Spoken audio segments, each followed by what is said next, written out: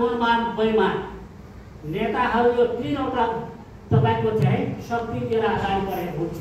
Vote माग्ने बेलामा खुट्टामा ठोक्छ, जब तपाईको सफल भइसकेको छ भने उसलाई खुट्टा के रे खुट्टामा चाहिँ ठोक्नुपर्छ।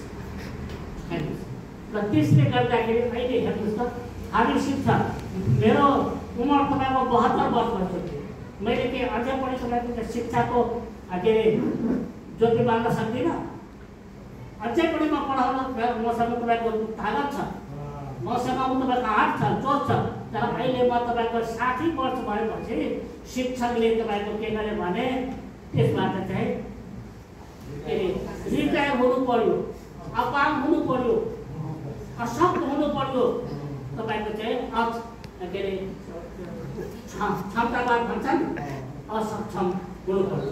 तर एउटा नेता 80 वर्ष भयो, एउटा शिक्षकले बिगाड्यो भने एउटा स्कुल बिगाड्छ हैन, 2-4 जना विद्यार्थी बिगाड्न सक्छ।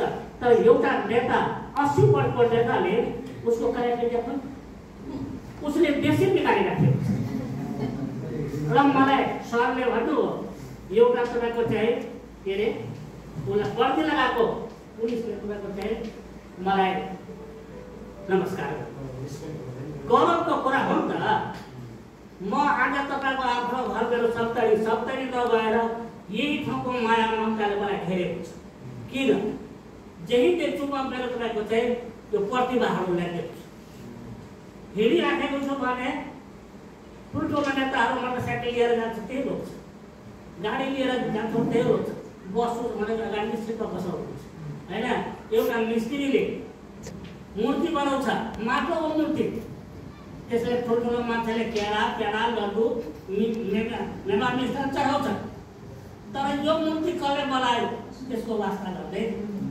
तर हामीले तपाईँको त्यो माटोको मूर्ति बनाउने होइन, जिउँदो देश राख्ने, देशको रक्षा गर्ने, देशको अन्याय अत्याचारबाट तपाईँको जोगाउने खालको त्यस्तो प्रतिभा बनाउँछ।